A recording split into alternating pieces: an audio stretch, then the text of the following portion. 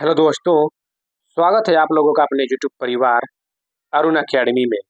आज की क्लास में दोस्तों हम लोग पढ़ेंगे भारतीय राष्ट्रीय आंदोलन के गांधीवादी चरण जो 1919 से 1947 के बीच को ही गांधीवादी चरण के नाम से जाना जाता है। इससे पहले दोस्तों उदारवादी चरण, उग्रवादी चरण हम पढ़ा दिए हैं। अगर प्लेलिस्ट में नहीं देखे हैं तो जाकर आप देख सकते हैं। बहुत ही शानदार तरीके से ये क्लास चलाई जा रही है। यूपी ट्रिपल एसी पेट को देखते हुए दोस्तों सिलेबस के अकॉर्डिंग ये क्लास चलाई जा रही है। तो आज का टॉपिक है दोस्तों गांधीवादी चरण।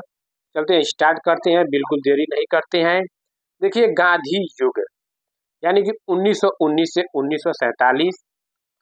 तो गांधी जी का जन्म कब होता है? तो गांधी जी का जन्म 2 अक्टूबर 1869 को होता है। कहाँ होता है गांधी जी का जन्म? तो गुजरात प्रांत के पोरबंदर नामक स्थान पे होता है। और इनका वास्तविक नाम क्या है? तो मोहनदास। और इनका विवाह किससे हुआ था? तो कस्तूरबा के साथ हुआ था। तो डायरेक्ट पूछता है कि गांधी जी के पत्नी का क्या नाम था? तो कस्तूरबा। जब 13 वर्ष की अवस्था में जब गांधी जी थे तभी उनका विवाह हो गया था। किसके साथ? कस्तूरबा के साथ। और इनका वास्तविक नाम क्या था? तो मोहनदास। इनके पिता का नाम करमचंद गांधी। तो करमचंद गांधी किसका नाम है? तो गांधी जी के पिता का नाम करमचंद गांधी। और इनके माता का नाम क्या था? तो माता का नाम पुतली बाई था। डायरेक्ट क्वेश्चन ट्रेंड करता है कि पुतली बाई किसका नाम था? तो गांधी जी के माता का नाम था। या गांधी जी के माता का नाम क्या था? तो पुतली बाई। याद रखिएगा, ये बहुत ही इंपॉर्टेंट फैक्ट है। देखिए, चलते हैं, स्टार्ट करते हैं कि कौन कौन इंपॉर्टेंट फैक्ट है। उसके बाद गांधी जी को भारत में लाएंगे, कितने कितने आंदोलन किए, सब एक बहुत ही शानदार तरीके से पढ़ेंगे। तो 1888 ईस्वी में कानून की शिक्षा प्राप्त करने के लिए ये इंग्लैंड गए। कहाँ गए दोस्तों? 1888 ईस्वी में कानून की शिक्षा प्राप्त करने के लिए इंग्लैंड गए। और 1891 में इन्हें बैरिस्टर की डिग्री प्राप्त हुई। और इसी वर्ष ये भारत आ गए। डायरेक्ट क्वेश्चन पूछता है कि दक्षिण अफ्रीका कब गए, इंग्लैंड कब गए थे? तो दक्षिण अफ्रीका याद रखिएगा 1893 में गए थे, ना कि 1891 में या 1888 में। बहुत लोग क्या करते हैं कि 1888 या 91 को मारकर चले आते हैं। तो याद रखिएगा 1888 ईस्वी में वो कानून की शिक्षा प्राप्त करने के लिए कहाँ गए थे? तो इंग्लैंड गए थे। और 1891 में उन्हें बैरिस्टर की डिग्री प्राप्त हो गई और उसी वर्ष भारत आ गए। तब जाके 1893 में ये दक्षिण अफ्रीका जाते हैं। और किस लिए जाते हैं? वो एक व्यापारी के मुकदमे के पैरवी के लिए जाते हैं। यानी कि एक गुजराती व्यक्ति था, जो व्यापारी व्यक्ति था, उसी के मुकदमे के पैरवी के लिए 1893 में कहाँ जाते हैं? तो दक्षिण अफ्रीका जाते हैं। तो याद रखिएगा दक्षिण अफ्रीका कब जाते हैं? तो 1893 ईस्वी में। जब वे डरबन से प्रिटोरिया रेलवे कोच के प्रथम श्रेणी के डिब्बे में यात्रा कर रहे थे तो पीटर मेरिट्सबर्ग नामक स्टेशन पर एक अंग्रेज ने उन्हें जबरदस्ती प्रथम श्रेणी के डिब्बे से उतार दिया। और इसी घटना ने नस्ल और रंग पक्षपात के रूप में जाना गया दोस्तों। तो याद रखिएगा कहाँ कब से यात्रा जो कर रहे थे, कहाँ से कहाँ तक? तो डरबन से प्रिटोरिया। और किस स्टेशन पे गांधी जी को उतारा गया था अंग्रेजों के द्वारा? ये क्वेश्चन कई बार टेंड करता है। तो याद रखिएगा वो स्टेशन का नाम है पीटर मेरिट्सबर्ग। बहुत ही इंपॉर्टेंट फैक्ट है। देखिए दोस्तों, 1894 में नटाल इंडियन कांग्रेस की स्थापना किए, जो दक्षिण अफ्रीका में भारतीयों के भेदभाव के खिलाफ था।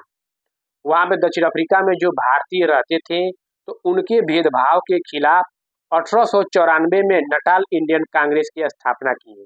तो नटाल इंडियन कांग्रेस की स्थापना किसने किए? तो महात्मा गांधी ने। कब किए? 1894 में, ये दक्षिण अफ्रीका में। तो 1903 में इंडियन ओपिनियन नामक पत्र निकालना प्रारंभ किया। तो यानी कि इंडियन ओपिनियन नामक पत्र निकालना प्रारंभ कहाँ किया? तो ये भी दक्षिण अफ्रीका में ही। कब? 1903 में। 1904 में फिनिक्स में आश्रम की स्थापना की। देखिए, भारत में आश्रम की स्थापना करते हैं तो उसको भी पढ़ेंगे। अभी तो हम लोग दक्षिण अफ्रीका में हैं, गांधी जी को दक्षिण अफ्रीका में लेकर गए हैं। तो जैसे ही भारत में आएंगे गांधी जी, तब हम पढ़ेंगे कि भारत में क्या क्या किए, कौन से आंदोलन किए, सब एक बहुत ही अच्छे तरह से डिटेल में एकदम। तो अभी दक्षिण अफ्रीका में हम लोग हैं। तो 1904 में फिनिक्स में आश्रम की स्थापना किए और ये डरबन से 84 मील दूर था। ये भी पूछता है कि कहाँ की, तो डरबन से 84 मील दूर। ये क्वेश्चन, ये पॉइंट पूछा गया है, इसीलिए हम इसको यहाँ पे इंक्लूड किए हैं दोस्तों। ये देखिए, तो 1904 में कहाँ आश्रम की स्थापना कब करते हैं? 1904 में कहाँ? तो फिनिक्स में आश्रम की स्थापना दक्षिण अफ्रीका में। तो 1908 में गांधी जी दक्षिण अफ्रीका में ही पहली बार जेल गए। यह भी क्वेश्चन पूछा गया है कि गांधी जी को पहली बार जेल कब भेजा गया था? तो 1908 में। कहाँ? दक्षिण अफ्रीका में। 1909 में इंग्लैंड से दक्षिण अफ्रीका आते समय जल जहाज में ही उन्होंने हिंद स्वराज नामक पुस्तक गुजराती भाषा में लिखी। एक बार इंग्लैंड भी गए तो उधर से आए 1909 में। तो इंग्लैंड से दक्षिण अफ्रीका आते समय जल जहाज में ही हिंद स्वराज नामक पुस्तक गुजराती भाषा में लिखे। याद रखिएगा, ये हिंद स्वराज की पुस्तक के लेखक कई बार पूछा गया है। यह भी पूछा जाता है कि कब किए? तो 1909 में इंग्लैंड से दक्षिण अफ्रीका आते समय जल जहाज में दोस्तों। दक्षिण अफ्रीका से भारत 1915 में लौटे थे। ये महात्मा गांधी क्या किए? 9 जनवरी 1915 को लौटे और इसी दिन भारत में प्रवासी दिवस के रूप में मनाया जाता है। जब गांधी जी भारत आए थे तो कब आए थे? 9 जनवरी 1915 को। और उसी दिन से गांधी जी के भारत वापस आने के क्रम में तो प्रवासी दिवस हर साल उसी दिन से मनाया जाना स्टार्ट हो गया। तो महात्मा गांधी के जब आए, कब आए? 9 जनवरी 1915 को लौटे, तो उसी दिन से हर वर्ष भारत में प्रवासी दिवस के रूप में मनाया जाने लगा। तो भारत कब लौटे थे महात्मा गांधी? तो 9 जनवरी 1915 को। ये डेट याद रखिएगा। भारत वापस आने के क्रम में गोपाल कृष्ण गोखले जी से काफी प्रभावित हुए और उन्हें अपना गुरु मान। तो महात्मा गांधी जी के गुरु का नाम क्या था? तो गोपाल कृष्ण गोखले। देखिए, एक आश्रम की स्थापना किए थे दक्षिण अफ्रीका में। और यहाँ पे देखिए, गांधी जी ने गुजरात में अपना पहला आश्रम अहमदाबाद के कोचरब क्षेत्र में स्थापित किया था। कहाँ स्थापित किया था? तो कोचरब क्षेत्र में। और इस कोचरब आश्रम के नाम से जाना जाता है। इसे क्या, किस नाम से जाना जाता है? तो कोचरब आश्रम के नाम से जाना जाता है। और बाद में इसे साबरमती नदी के किनारे स्थानांतरित कर दिया गया, जहां यह साबरमती आश्रम के नाम से प्रसिद्ध हुआ दोस्तों। जब ये कोचरब आश्रम दोस्तों वहां पे कोचरब क्षेत्र में था, वहां पे प्लेग रोग ऐसे ही कुछ फैल गया, तो वहां से क्या किए? साबरमती नदी के किनारे स्थानांतरित कर दिया गया, जहां यह साबरमती आश्रम के रूप में प्रसिद्ध हुआ। तो क्वेश्चन पूछता है कि साबरमती आश्रम की स्थापना कहाँ किए थे? तो गुजरात, अहमदाबाद में। यह भी पूछता है साबरमती आश्रम और इसका अन्य नाम से किस नाम से जाना जाता था? तो कोचरब आश्रम के नाम से जाना जाता है, याद रखिएगा। जब गांधी जी दक्षिण अफ्रीका से भारत वापस लौटे थे, तब उस समय दुनिया में प्रथम विश्व युद्ध चल रहा था। यानी कि 9 जनवरी 1915 को जब भारत वापस आए थे, तो उस टाइम दुनिया में प्रथम विश्व युद्ध चल रहा था। और इसी क्रम में गांधी जी ने भारतीयों को विश्व युद्ध में अंग्रेजों की मदद के लिए अंग्रेजी सेना में भर्ती होने का प्रोत्साहन दिया था। जब विश्व युद्ध चल रहा था तो गांधी जी ने सोचे थे कि अगर हम भारतीयों को भी उसमें सेना में सम्मिलित करेंगे तो अंग्रेज हम लोग के लिए थोड़ा नरम व्यवहार अपनाएंगे। तो इसीलिए इसी सोच से उसने क्या किया, गांधी जी ने अंग्रेजी सेना में भर्ती करने का प्रोत्साहन किया भारतीयों को। तो भारतीयों ने उस समय गांधी जी को भर्ती करने वाले सार्जेंट के नाम से संबोधित किया था। तो याद रखिएगा, भर्ती करने वाले सार्जेंट के नाम से किसने संबोधित किया था? तो भारतीयों ने ही उस समय गांधी जी को भर्ती करने वाले सार्जेंट के नाम से संबोधित किया था। और अंग्रेजों ने गांधी जी को इसके बदले में 1915 में केसर ए हिंद की उपाधि दी। जब ये भारतीयों को अंग्रेजों की सेना में भर्ती करने का प्रोत्साहन दे रहे थे गांधी जी, तब भारतीयों ने भर्ती करने वाले सार्जेंट कहा गांधी जी को, और उसी टाइम गांधी जी को अंग्रेजों ने केसर ए हिंद की उपाधि दी। तो याद रखिएगा, केसर ए हिंद की उपाधि किसने दी? तो अंग्रेजों ने दिए थे। कब दिए थे? 1915 में। और किस लिए दिए थे आप लोग को पता चल गया होगा कि जब प्रथम विश्व युद्ध हो रहा था, 9 जनवरी 1915 को जब भारत वापस आए थे, तो उस टाइम प्रथम विश्व युद्ध चल रहा था। तो उसी टाइम इन्होंने क्या किए, गांधी जी ने भारतीयों को अंग्रेजी सेना में भर्ती करने के लिए प्रोत्साहन किया। तो उसी समय खुश होकर अंग्रेजों ने केसर ए हिंद की उपाधि किसे दी? तो गांधी जी को। याद रखिएगा। चलते एक एक आंदोलन स्टार्ट करते हैं यहाँ से गांधी जी का, जो आप लोग के एग्जाम में बहुत ही इंपॉर्टेंट होगा। देखिए, चंपारण आंदोलन। चंपारण आंदोलन 1917, याद रखिए, डेट याद रखिएगा। डायरेक्ट कोई चंपारण आंदोलन कब हुआ? तो 1917, ये डेट याद रखिएगा, बहुत ही इंपॉर्टेंट है ये सब डेट। तो 19वीं शताब्दी के प्रारंभ में अंग्रेज बागान मालिकों ने किसान से यह करार करा लिया था कि वे अपने भूमि के 3/20, क्या याद रखिएगा, ये 3/20 हिस्से पर नील की खेती अवश्य करेंगे। इसी को तीन कठिया प्रणाली कहा जाता है। तो तीन कठिया प्रणाली किसे कहा जाता है दोस्तों? इसी को कहा जाता है। तो चंपारण आंदोलन किससे संबंधित था? तीन कठिया प्रणाली से, यानी कि नील की खेती से संबंधित था। याद रखिएगा, बहुत ही इंपॉर्टेंट है। डायरेक्ट क्वेश्चन ऐसे बनता है कि चंपारण आंदोलन कब हुआ था? तो 1917 में हुआ था। नील की खेती किससे संबंधित थी? चंपारण आंदोलन 1917 से। या तीन कठिया प्रणाली किसे कहा जाता है या किससे संबंधित थी? तो ये भी चंपारण आंदोलन 1917। तो 1917 में चंपारण बिहार के एक स्थानीय नेता जिनका नाम राजकुमार शुक्ल था, ये भी देखिए इंपॉर्टेंट है, राजकुमार शुक्ल था, वे गांधी जी से मिले और चंपारण बिहार की स्थिति के बारे में बताया और वहां की तीन कठिया प्रणाली के बारे में गांधी जी को जानकारी दी और गांधी जी से चंपारण चलने को कहा। तो याद रखिएगा, ये तीन चंपारण आंदोलन कब हुआ था? तो 1917 में। और इस सत्रह के बाद रविंद्रनाथ टैगोर, यानी कि इस सत्याग्रह के बाद रविंद्रनाथ टैगोर द्वारा गांधी जी को महात्मा की उपाधि दी। देखिए, गांधी जी की पहले महात्मा गांधी के नाम से नहीं जाना जाता था। ये जब चंपारण आंदोलन एक सत्याग्रह हुआ, जब ये सफल हो गया 1917, चंपारण आंदोलन 1917 इनका सफल आंदोलन हो गया, तो उसी टाइम रविंद्रनाथ टैगोर ने गांधी जी को महात्मा की उपाधि दी गई और उसके बाद से उन्हें महात्मा गांधी के नाम से बुलाया जाने लगा। तो गांधी जी को महात्मा की उपाधि किसने दी? तो रविंद्रनाथ टैगोर ने। मतलब किस आंदोलन के बाद दी, ये भी पूछा जाता है। तो चंपारण आंदोलन 1917 के बाद। उसी के टाइम चंपारण आंदोलन 1917 के टाइम ही जब ये सफल आंदोलन हो गया, तो रविंद्रनाथ टैगोर ने गांधी जी को महात्मा की उपाधि दी। याद रखिएगा, आप लोग को पता होगा कि गांधी जी को महात्मा की उपाधि किसने दी? तो रविंद्रनाथ टैगोर ने। कब दी गई थी? चंपारण आंदोलन 1917 सफल होने के बाद, उसी टाइम। देख लेते हैं अहमदाबाद मिल मजदूर आंदोलन 1918। तो याद रखिएगा, अहमदाबाद मिल मजदूर आंदोलन कब होता है? तो 1918। चंपारण आंदोलन 1917। अब पढ़ेंगे अहमदाबाद मिल मजदूर आंदोलन 1918, डेट याद रखिएगा।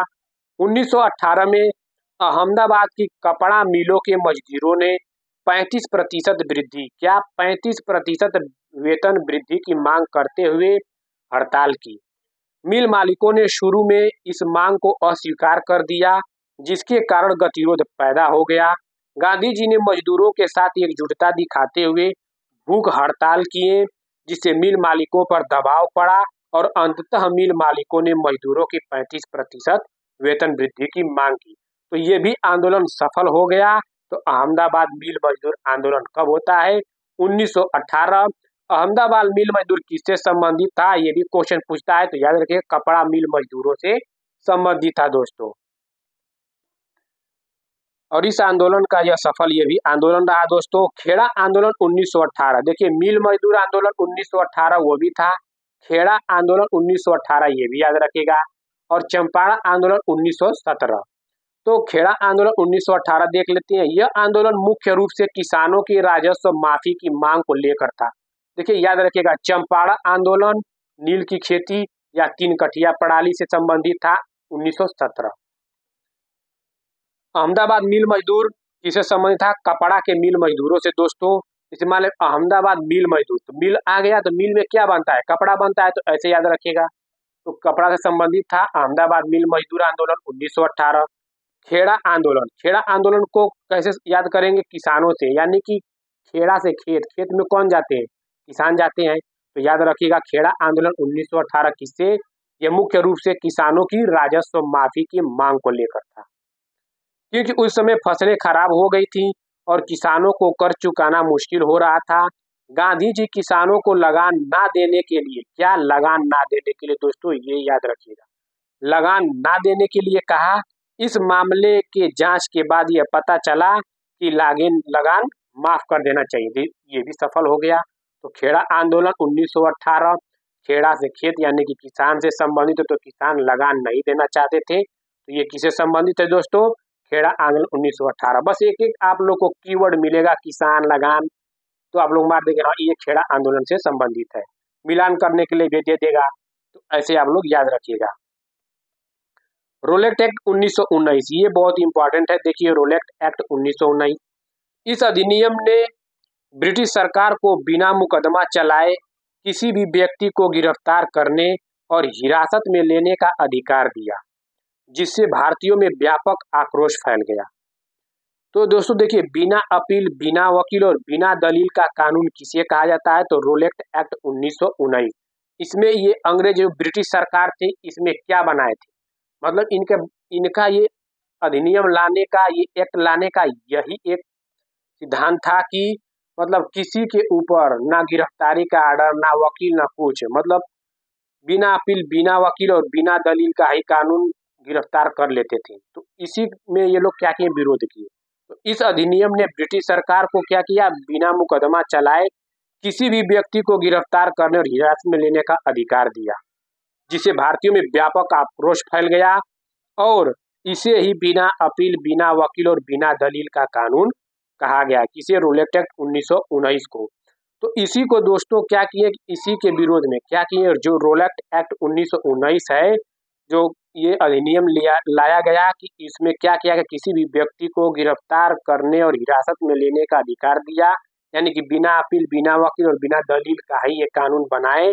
तो इसी का विरोध करने के लिए ये जलियांवाला बाग हत्याकांड घटित हुआ।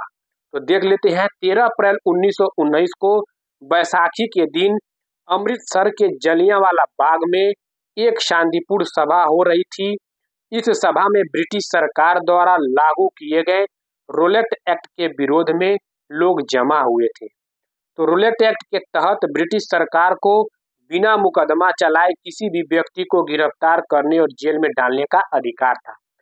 आप लोग देखे होंगे कि जलियांवाला बाग हत्याकांड कब हुआ? 13 अप्रैल 1919 को हुआ। लेकिन कब, कैसे, क्या हुआ, आप लोग को पता चल गया होगा। जलियांवाला बाग हत्याकांड, यही जो रोलेट एक्ट 1919 आया था, तो इसी को विरोध कर रहे थे। तो उसी टाइम ये क्या किया कि जनरल डायर के नेतृत्व में ब्रिटिश सैनिकों ने सभा स्थल पर पहुंचकर बिना किसी चेतावनी के गोली चलानी शुरू कर दी।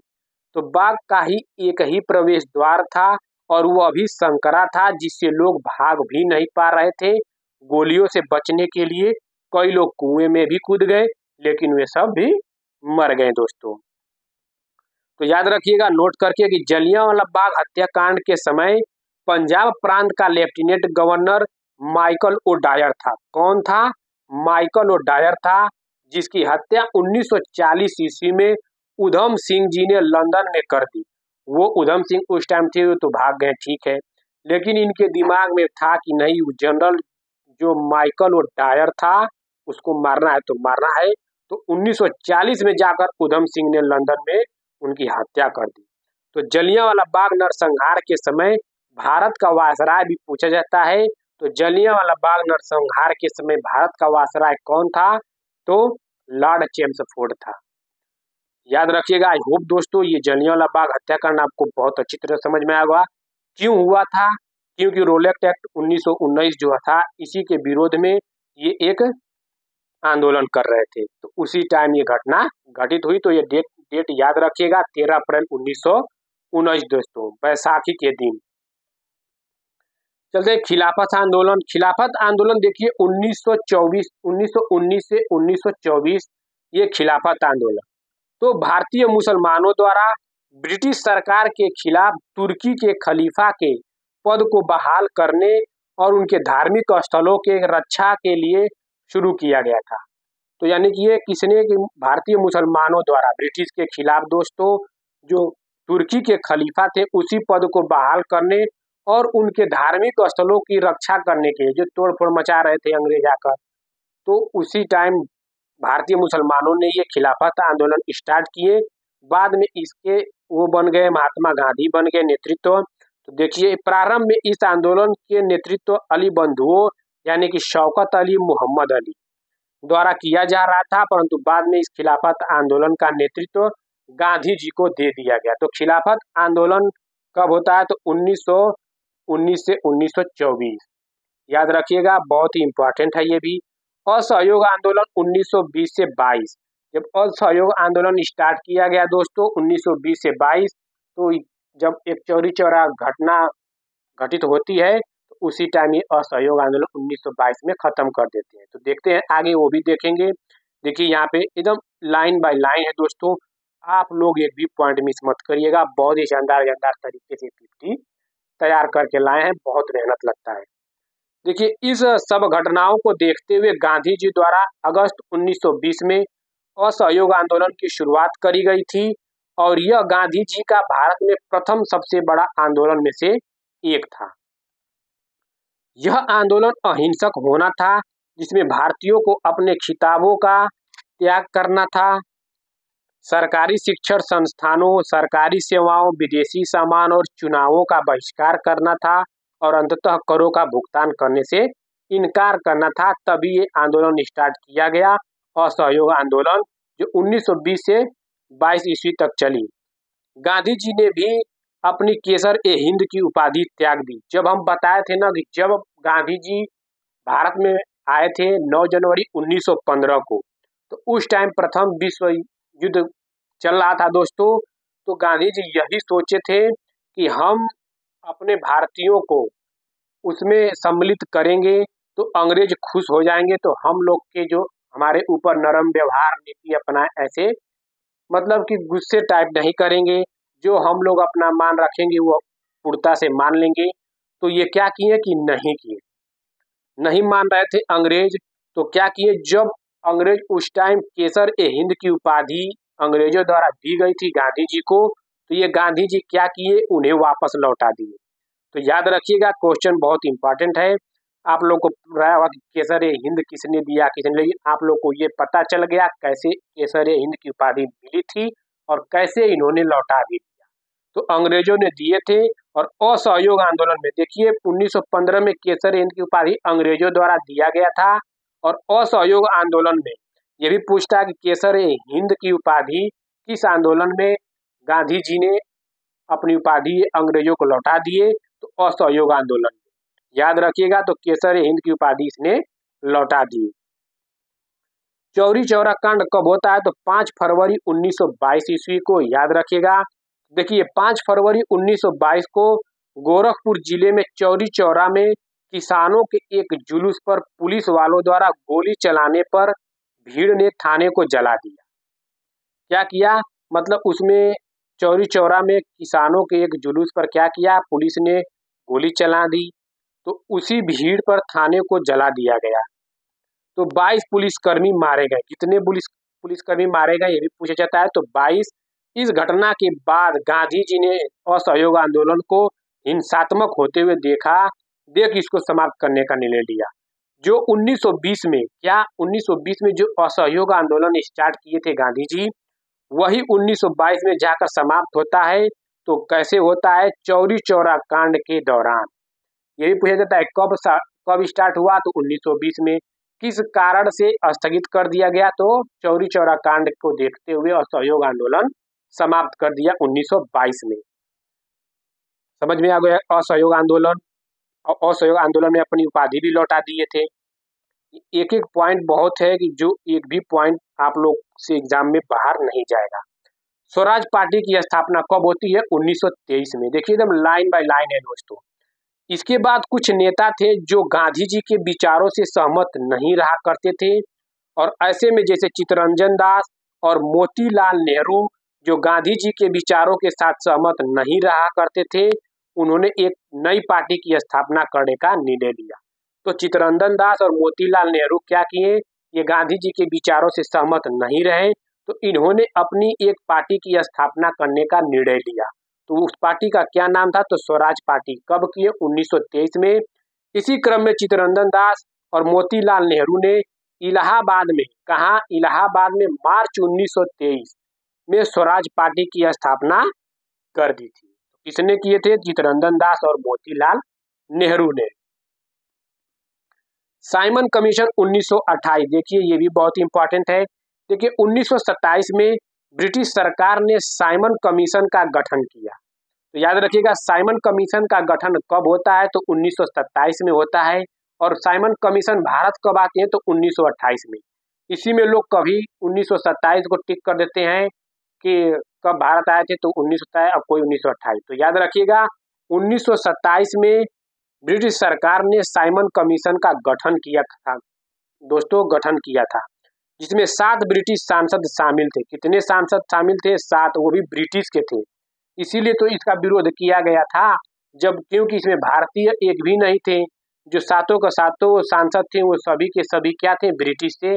इसीलिए भारत में इसका विरोध किया गया। तो देखिए, और इसकी अध्यक्षता कौन किए थे? सर जॉन साइमन कर रहे थे।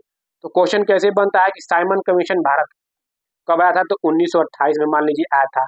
इसका गठन कब किया गया था? तो 1927 में। इसकी अध्यक्षता कौन किए थे? तो सर जॉन साइमन कर रहे थे। 1928 में यह आयोग भारत आया, लेकिन इसका व्यापक विरोध हुआ क्योंकि इसमें कोई भी भारतीय सदस्य नहीं थे। जितने भी साइमन सदस्य थे वो सब के सब ब्रिटिश सांसद थे। इसीलिए इसका जोर शोर से क्या किया गया? विरोध किया गया, यानी कि बहिष्कार किया गया। तो साइमन कमीशन 3 फरवरी 1928 को विलायत से मुंबई पहुंचा। यहाँ इसका स्वागत देशव्यापी हड़ताल से हुआ। क्यों किया गया दोस्तों? क्योंकि इसमें भारतीय एक भी नहीं थे। और जब कमीशन दिल्ली पहुंचा तो वहां काले झंडों और साइमन कमीशन वापस जाओ। तो साइमन कमीशन वापस जाओ का नारा कब दिया गया था? तो 3 फरवरी 1928 को। याद रखिएगा, नारों के साथ विरोध किया गया। साइमन जब लाहौर पहुंचा तो लाला लाजपत राय के नेतृत्व में इसके खिलाफ प्रदर्शन किया गया, पर पुलिस के लाठीचार्ज के कारण ही कुछ दिनों बाद लाला जी की मृत्यु हो गई। तो लाला लाजपत राय की मृत्यु कैसे होती है? तो याद रखिएगा कि पुलिस के लाठीचार्ज के कारण होती है। कब? साइमन कमीशन जब उन लोग को वापस जाओ, ये लाहौर पहुंचे, लाहौर में ये विरोध कर रहे थे। किसके विरोध? साइमन कमीशन के विरोध करते वक्त पुलिस के लाठीचार्ज के कारण इनकी मृत्यु हो गई। याद रखिएगा। सविनय अवज्ञा आंदोलन 1930 से 1934 चलता है। तो देखिए 1930 से 1934 के बीच महात्मा गांधी के नेतृत्व में भारत में चलाया गया एक महत्वपूर्ण स्वतंत्रता संग्राम था। तो याद रखिएगा सविनय अवज्ञा आंदोलन, ये सब डेट। कुछ सूत्रों के अनुसार इसका मुख्य उद्देश्य ब्रिटिश सरकार के खिलाफ अहिंसक प्रतिरोध करना था। एक स्रोत के अनुसार इस आंदोलन की शुरुआत 12 मार्च 1930 को गांधी जी द्वारा दांडी मार्च के साथ हुई थी। तो याद रखिएगा दोस्तों, सविनय अवज्ञा आंदोलन की शुरुआत कब होती है? तो 12 मार्च 1930, और ये भी दांडी मार्च के साथ होती है। अभी दांडी मार्च आगे पढ़ेंगे दोस्तों, जो 12 मार्च 1930 से 6 अप्रैल 1930 तक ये चली थी। तो दांडी मार्च के दौरान ही सविनय अवज्ञा आंदोलन 12 मार्च 1930 को स्टार्ट हुई थी, जिसमें इन्होंने नमक कानून का उल्लंघन किया था। यह आंदोलन पूरे देश में फैल गया, जिसमें लाखों लोगों ने भाग लिया था। तो देख लेते हैं दांडी मार्च। तो दांडी मार्च 12 मार्च 1930 से 6 मार्च 1930 तक चलती है। ये डायरेक्ट पूछता है कि दांडी मार्च कब से कब तक चली? तो 12 मार्च 1930 से 6 अप्रैल 1930। यह दांडी मार्च 12 मार्च 1930 को शुरू हुआ था और 6 अप्रैल 1930 तक चला था। और यह दांडी मार्च गांधी जी द्वारा साबरमती आश्रम से लेकर, कहाँ से, ये भी पूछा जाता है कहाँ से कहाँ तक, तो साबरमती आश्रम से लेकर दांडी गुजरात तक चलाया गया था। इसमें गांधी जी के साथ भारत के अलग अलग क्षेत्रों से कुल 78 सहयोगियों ने भाग लिया। तो शुरू में कितने सहयोगियों ने भाग लिए थे? तो 78 सहयोगियों ने भाग लिए थे। और इसकी दूरी कितनी थी? 241 मील दूरी थी। तो 78, 241 ये सब इम्पॉर्टेंट है। कहाँ से कहाँ तक? साबरमती आश्रम से लेकर दांडी तक। कब से कब तक दांडी मार्च चला? तो 12 मार्च 1930 से 6 अप्रैल 1930 तक। ये सब इम्पॉर्टेंट फैक्ट है, याद रखिएगा। परंतु दांडी पहुंचते पहुंचते बहुत सारे लोग इस दांडी मार्च में जुड़ते चले गए और यह संख्या लाखों में पहुंच गई दोस्तों। तो इसमें पॉइंट आप लोग को नोट क्या चीज है, याद रखिएगा कि दांडी मार्च कहाँ से कब तक स्टार्ट होती है? 12 मार्च 1930 से 6 अप्रैल 1930 तक, साबरमती आश्रम से लेकर दांडी तक, और 78 सहयोगी ने इसमें भाग लिया। और कितनी दूरी तक? तो 241 मील दूरी तक। गोलमेज सम्मेलन जब हम लोग पढ़ेंगे प्रथम द्वितीय तृतीय दोस्तों, तो वो भी डिटेल में पढ़ेंगे। तो इम्पॉर्टेंट फैक्ट इसमें ये देख लीजिएगा क्या है। गोलमेज सम्मेलन 1930 से 32, यानी इस क्रम में 1930 से 32 तक अंग्रेजों द्वारा 3 गोलमेज सम्मेलन, कितने? 3 गोलमेज सम्मेलन का आयोजन ब्रिटेन में करवाया गया, जिसमें प्रतिवर्ष एक गोलमेज सम्मेलन हुआ करता था। और ये इम्पॉर्टेंट दूसरा गोलमेज सम्मेलन इसलिए होता है क्योंकि गांधी जी केवल दूसरे गोलमेज सम्मेलन में ही भाग लिए। तो यहाँ से देखिए गांधी युग चैप्टर दिया है, तो यहाँ से क्वेश्चन अगर पूछ सकता है कि गोलमेज सम्मेलन में, किस गोलमेज सम्मेलन में या गांधी जी किस गोलमेज सम्मेलन में भाग लिए थे? तो दूसरे गोलमेज सम्मेलन में गांधी जी भाग लिए थे।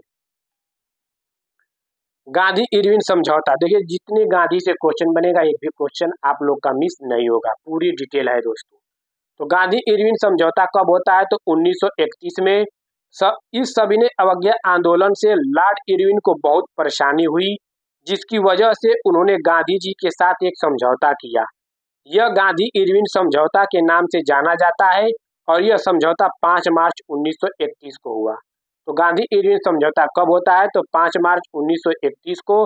किसके किसके बीच में? तो गांधी और इरविन के बीच में होता है, जिसे गांधी इरविन समझौता के नाम से जाना जाता है। पूना पैक्ट समझौता 1920, ये भी याद रखिएगा। यह पूना पैक्ट गांधी जी और भीमराव अंबेडकर के बीच पूना क्षेत्र की यरवदा सेंट्रल जेल में हुआ था। गांधी जी और भीमराव अंबेडकर को जेल में बंद कर दिए थे। किस जेल में? यरवदा सेंट्रल जेल में।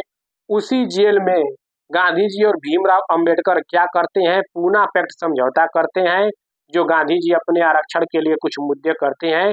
ये पूरी डिटेल में जब पढ़ेंगे दोस्तों तो पढ़ेंगे, लेकिन इस टाइम ये गांधी युग है, देख लीजिएगा। इसमें क्या है कि पूना पैक्ट समझौता, सिर्फ और सिर्फ याद रखिएगा पूना पैक्ट समझौता क्या है? 1932। इसमें गांधी जी और भीमराव अंबेडकर के बीच पूना क्षेत्र की यरवदा सेंट्रल जेल में ये पूना एक्ट होता है दोस्तों। भारत छोड़ो आंदोलन 1942, देखिए 1942 में भारत छोड़ो आंदोलन एक महत्वपूर्ण घटना थी, जिसमें ब्रिटिश शासन के खिलाफ पूरे देश में व्यापक प्रदर्शन हुए। इस आंदोलन में करो या मरो का नारा दिया गया और इसका मुख्य उद्देश्य भारत को तुरंत अंग्रेजों से आजाद कराना था। तो इस आंदोलन को अगस्त क्रांति के नाम से भी जाना जाता है। तो भारत छोड़ो आंदोलन को किस क्रांति के नाम से जाना जाता है? तो अगस्त क्रांति के नाम से जाना जाता है। 8 अगस्त 1942 को मुंबई में अखिल भारतीय कांग्रेस कमेटी के अधिवेशन में महात्मा गांधी ने भारत छोड़ो आंदोलन शुरू किया। आंदोलन शुरू होते ही गांधी जी, जवाहरलाल नेहरू और अन्य प्रमुख कांग्रेस नेताओं को गिरफ्तार कर लिया गया। अंग्रेजों द्वारा ऑपरेशन जीरो आवर चलाया गया। इसी के तहत गांधी जी सहित नेताओं को गिरफ्तार किया गया। जब नेताओं को गिरफ्तार किया गया तो कौन सा ऑपरेशन चलाया गया? तो वो ऑपरेशन का नाम है जीरो आवर दोस्तों। 1947, देखिए 22 मार्च 1947 को ब्रिटिश भारत का अंतिम governor general Lord Mountbatten Bharat आया और लगभग 2 महीने की वार्ता के पश्चात लॉर्ड माउंटबेटन की योजना के अनुसार भारत और पाकिस्तान दो अलग देश बना दिए गए। किसके? लॉर्ड माउंटबेटन योजना के अनुसार दोस्तों भारत और पाकिस्तान बना दिए गए थे। 22 मार्च 1947 ये डेट याद रखिएगा। और अंततः 30 जनवरी 1948 को शाम को महात्मा गांधी जी नई दिल्ली के बिड़ला हाउस में एक प्रार्थना सभा में जा रहे थे, जिसमें नाथूराम गोडसे ने उन पर 3 गोलियां दाग दी और उनकी मृत्यु हो गई। तो गांधी जी की मृत्यु कैसे हुई, कहाँ हुई, ये भी आप लोग को पता चल गया। कब हुई? 30 जनवरी 1948। देखिए कितना शानदार जानदार तरीके से गांधी युग हम लोग पढ़े हैं। गांधी जी का जन्म स्टार्ट होते हुए उनको इंग्लैंड भेजा गया। इंग्लैंड भेजने के बाद फिर उन्हें साउथ अफ्रीका भेजा गया। साउथ अफ्रीका से भारत आए, पूरी की पूरी आंदोलन खत्म। आई होप दोस्तों आप लोग को वीडियो अच्छा लगा हो। अगर अच्छा लगा हो तो चैनल को लाइक, सब्सक्राइब, शेयर, कमेंट करें, जिससे हमें भी मोटिवेट मिलते रहे दोस्तों। ठीक है दोस्तों, आप लोग का बहुत बहुत धन्यवाद।